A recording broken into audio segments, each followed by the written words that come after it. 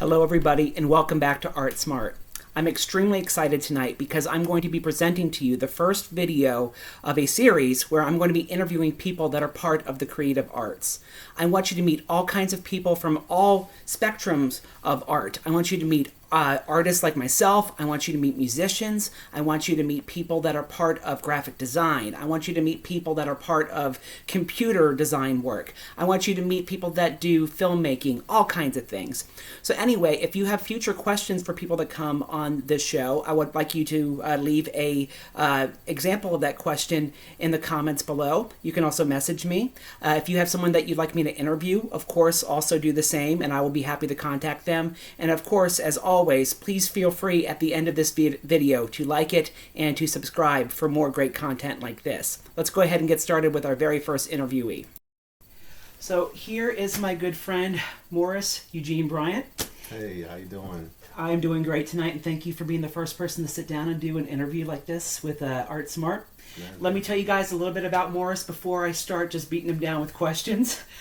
Morris is a fantastic artist, and hopefully he'll get to show you a little bit of his art tonight as we talk about his career and his journey into becoming an artist. But I want you to know that he is a graduate at the State University of New York at Farmingdale.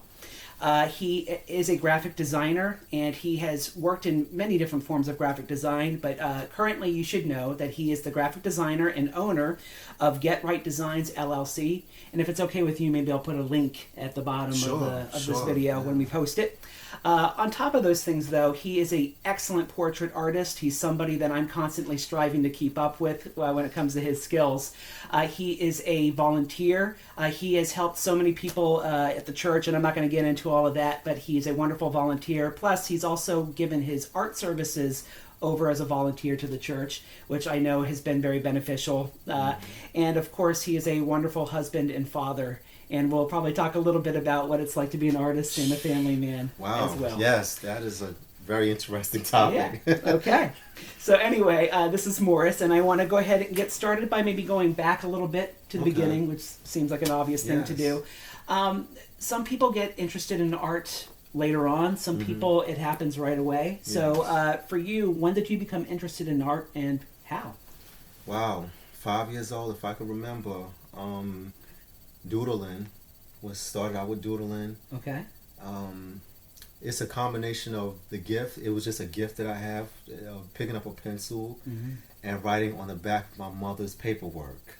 That's where this started, right there, just having a pencil and writing on the back of my mother's work until she... Did you have permission? No, I did not have any permission at all, and I got in trouble for it. Yeah. And really, it came from the culture of music and the culture of dress code. Like, I really appreciated what I saw in the inner city, and I just drew it because I couldn't afford it. Okay. So I used to do the same thing, like Nike swooshes and that kind of thing. All of that stuff. Yeah. And from that, I pretend that it was me or it was whatever the artist I saw, and I just drew it on the back of the paper, and I just never stopped. And then what turned it up another notch was my uncle, my aunt married a man that so happens to be an artist. So I was 9 years old. Fast forward, I was 9 years old. Okay. And she was going out with a guy who happens to be an artist, and I was like, wow, an artist. This man was a grown man. Right. He went to New York School of Fine Arts or something like that, and he showed me everything, and I don't know who spent more time with him, whether it was my aunt or me, but I really wanted to absorb him like a sponge, and he just turned it up a notch. Wow. Gave me some books, and I have this book to this day, everything about anatomy. Okay. And how to, draw the hand, 7.5 heads, the pelvis, everything. And then I just took that and I just never stopped. And I just love doing it. It's just in my heart. Well, this kind of leads me to the next question. It sounds like he probably was an early influence on you, but I was wondering if there are other artists and people that our viewers may know that really inspired you as you were kind of growing up. Yeah, growing up, I think when I went to college, Picasso, Michelangelo, just knowing that they were prodigies, man. I mean, they were just geniuses on how they put stuff together, and they really didn't have no one telling them what to do. Yeah. They They're did kind of what they paving their own wanted to path. do, yes. Right. And some people didn't like them, but you had to appreciate them. So is that what you wanted to do? Did you want to pave your own path? I think, you learn the fundamentals, of course, Right. but you automatically bring your own extra touch Right. into art. Right. Aaron Douglas is another artist from the Harlem Renaissance Yeah. that I learned in college, Mhm. and the colors he had, the contrast colors, and the way he used negative and positive space, Yeah. that encouraged me as well. By the way, I'm going to do a video now that he suggested. That would be a great person to do a video on. Yeah. So yeah, those, when I went to college and I learned about how these artists worked with oil paint. Yeah. I have not yet touched oil paint, but I've heard about it. Mm-hmm. And for these artists, what was a famous artist that touched oil on canvas and it still dripped? I would read these magazines. I know. and- Vermeer was somebody like that. Oh gosh. Of course. Well, for me, it dripped too, but it was because I was doing it wrong. Yeah. Yes, that's a whole nother story. Yeah. But yeah, so I think that's cool though that you were looking at people that were trying to bring their own personal spin and their own Yeah. personal take, and you weren't just going after what was popular at the time. Right. That's That's right. very cool. These famous artists, some of them were not. They weren't. They were genius in art, but some of them had like something wrong with them Yeah. mentally. Van Gogh, And yeah. Van Gogh, yeah, Yeah. Van Gogh was one of them, Yeah. and he just took it and he used the left side of his brain, and Yeah. that right there is what encourages me Yeah. to. He may have been the drippy guy that we were talking Could about. be, yes, I yeah, think and that's it's who it just is. phenomenal. So, if we're talking about just kind of getting started in art, would Mm-hmm. you have any advice for people that are getting started or thinking about getting started? Yeah, go to school and learn about fine arts. Everything from Mm-hmm. the most the teachers, the professors that I've learned the most is those that say, don't like throw all the anatomy and proportions and perspective, throw that all in the garbage and just do it. Like get your pen and or pencil and just go and just have fun. Okay, so Have fun fun. and repetition. Yes, Yeah. yes, fun and repetition. Some of them in class would say, don't even look at your paper. Yeah. You see the model Mhm. and you just do it. Right. And that teaches you how to just think with your left side of your brain and then look at it later and then touch it up. Yeah. My best friend, he would say, I was always the type that had a pencil and I would always erase it and then curve and do whatever again and then erase it. He's like, just do it. Yeah. Just do the work. Right. And that's one of the weaknesses I have is I'm kind of a procrastinator in that department. Right. Just do it, complete it, then go back and then enhance it. Right.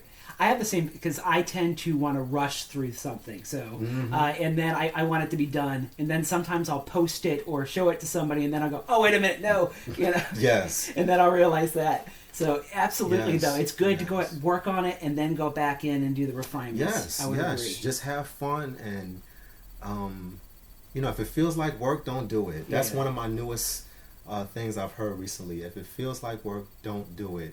And if someone gives you a project, just do it. Have fun, and then you do whatever is right in proportion and all Right. the other nooks and crannies. Show it to them. Let them have their opinion, Right. and then because they might like it right then and there, and then you just You are setting me up really, really well because one major reason why I wanted to have you on is to talk about what it's like to be an artist who does fine art, but also somebody who's gotten into graphic design and what it's like to kind of step in both of those worlds, what it's Yeah. like to do things that you enjoy for free on your own and what it's like to be paid to do something where there's very specific requirements. Yeah. So I'm going to ask a few questions about that. Yeah. So that was a great setup.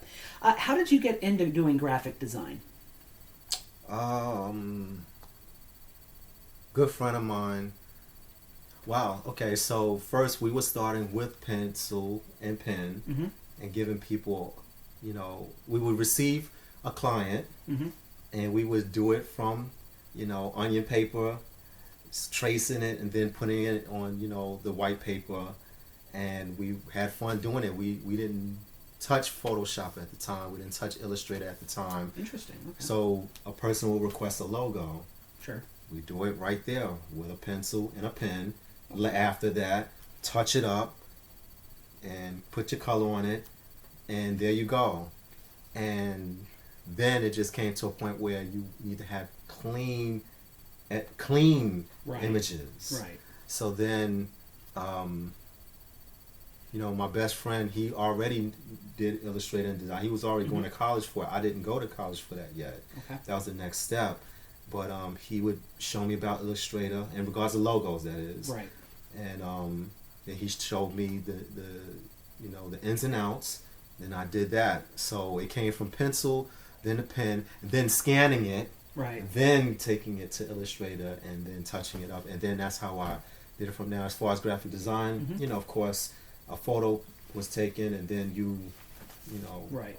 anything that's kind of a scar or a scratch or any drool, whatever, Right. and then You clean it up. you touch it up with a clone tool. So when you're doing this kind of work now, do you still like to start by hand before you move to things that are digital, or are you able to jump straight to digital at this point? I always start with a pencil. I have my sketchbook, and I just, whatever's in my mind, I lay it out. Okay. And then I'll choose like the best 5. And then, no, I'll choose 5. I'll do 5 sketches. Okay. And then I'll narrow that down to 3 that I like. Okay. Then I take that to Illustrator, and then I show the client with the watermark, of course. And then I let them decide. And Would you mind showing us one of the works that you've done for somebody and kind of showing us how many steps you went through before you got to the final piece? Let's see here. I don't know if it'll come out Great clear. So I don't know if it'll come out clear. If it does, I guess you'll have to do some kind of special editing program or something like that. We'll I see. think the best one here. We need to get a Patreon page first before we do all of that. Okay.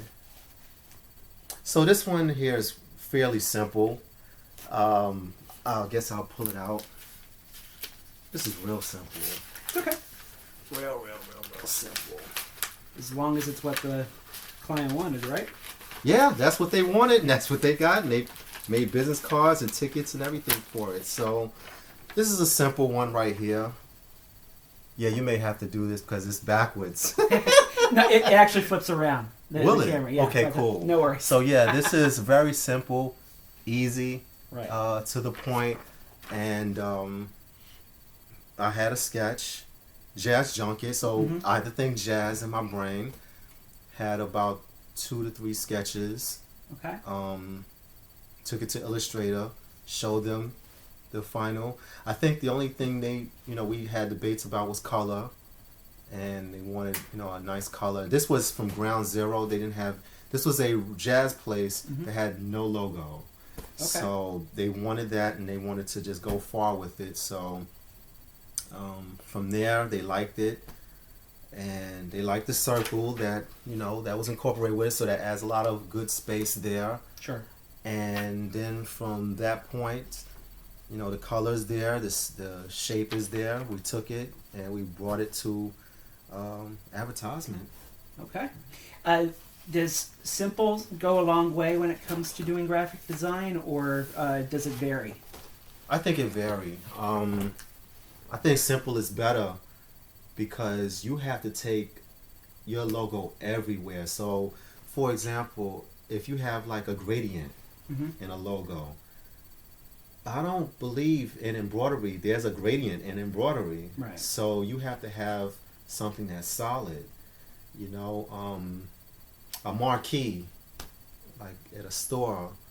Well, now they have it where you have the marquees where you have a light and you could show the design and you could see, or you could do all types of stuff with it now.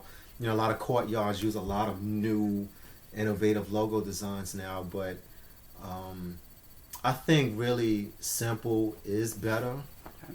because you are going to take this logo. Like when you think of, if I'm doing a logo for you, Right. you're going to take this to the max. Sure. So this needs to fit everything and everywhere. Right. Think of a plane, the logo on a plane, on a hat. Can it be embroidered? Can it be screen printed? So it's not just the Switched, initial everything. impression. It's you have to think universal about where it can go A trillion if it's percent. successful. A trillion percent. I before I started doing logos, there was a book. I can't think of the book, but it was a really famous book, and it showed Adidas, Nike, Mm-hmm. FedEx, All very all simple. of them. Yeah. And you just look at them and just study the Right. art of logos. You could take a class in it too, but just look around. Yeah. You just look around and just study, and you'll see how logos are very simplistic. Yeah. Especially the most universal ones that catch people's eyes, Coca-Cola, Oh, yes. you know, Oh, things like yes. that. It's very simple, clean lines and clean writing. That's Beautiful. the brand of the product. So, you have the background of the company, that will speak, but you also have the logo that will speak.